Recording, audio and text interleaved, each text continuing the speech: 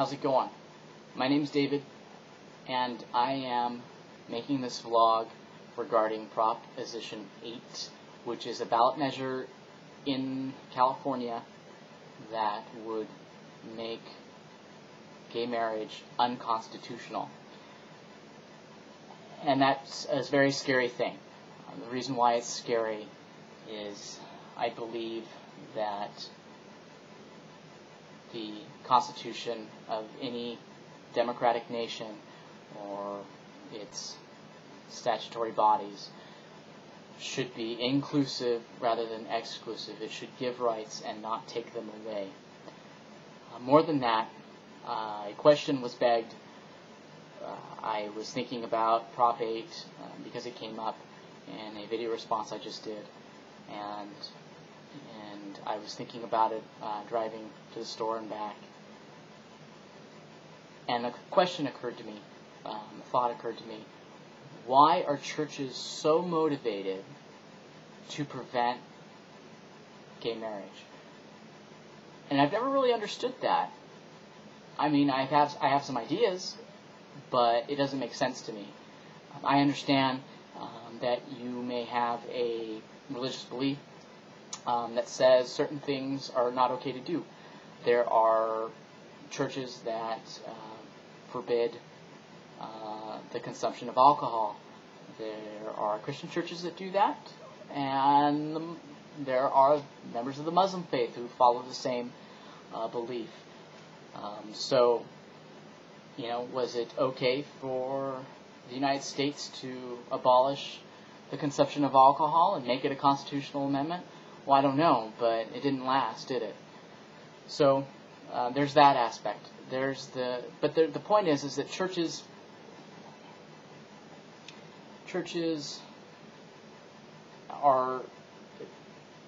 have no reason to worry. There's all these ads out that are saying that if you don't vote yes on Prop 8, that churches will be forced to perform gay marriages, which is simply not true. It's ridiculous. This isn't communist China. This is the United States of America, where you're allowed religious freedom, and that the religious freedom that prevents any government, our government, from telling your church that you have to perform gay marriages, also allows churches, if they choose to perform gay marriages. And that's the biggest reason why you should vote no on Prop 8. Anyways, the other thing is that these ads are saying, which is ridiculous, is that if you don't vote yes on Prop 8, that in a very vulgar fashion, homosexuality will be taught to small children in public schools. Again, it's preposterous.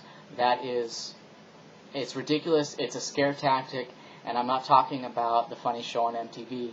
I'm talking about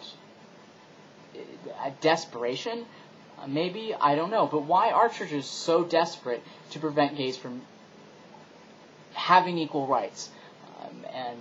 And that thought just it scared me what I came up with, because there's, in one hand, you have these church leaders that are so motivated, and I'm sure they're thinking, well, gosh, if gay marriage is allowed, then more people are going to be okay with being gay.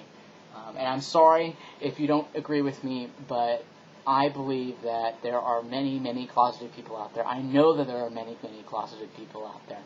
And a lot of those closeted people includes people that are married, that have kids, that go to church every day and live a fake life because they're scared, because their religious leaders and their authority figures growing up taught them that if they did not do this, that they would burn in hell. And I'm sorry, but God's creations are all beautiful, and God made me the way that I am, and that's the way it is.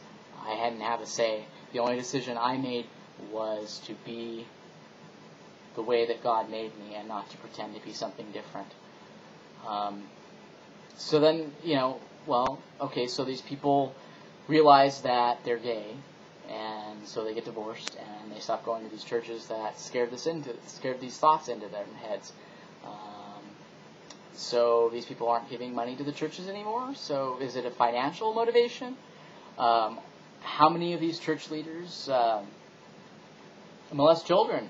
How many of these church leaders cruise park bathrooms and have anonymous sex with other men out in public? Which may I add that when something like that happens, the anti-homosexual community either scoffs that there's these nasty, dirty homosexuals, and I'm cleaning up the language here, and how could they do something horrible like that, or they simply say, oh, well, this one person, this pastor, or this city councilman, or this father of five, he was just tempted by the devil. It was the devil's fault because, God forbid, somebody take responsibility for their own actions. So, the only other reason I can come up with why church leaders would want to prevent gay marriage is if more people are more comfortable being the way that they are and feel they're equal, even though they're gay, and they live their lives as gay, then maybe they don't have to go cruising at the park bathrooms or the truck stops. And maybe that gives those church leaders less choices to have anonymous sex with out in public. I don't know. Can you give me a better reason, preachers, anybody? The other thing I want to point out is that the churches, let me flash back to the year 2000 when Proposition 22, this Protect Marriage BS, was going. And the Mormon Church, which is based out of Utah, spent over $200 million campaigning against, or for Prop 22, against gay marriage here in California. And okay, fine, they spent all that ridiculous amount of money, but here we are right now. It's 2008. We are having a serious economical crisis. There are a record number of people losing their houses, losing a roof over their heads. Crime is escalating because people are stressed out because they're losing jobs and they can't support their families. And the church is spending money to, take away a civil right?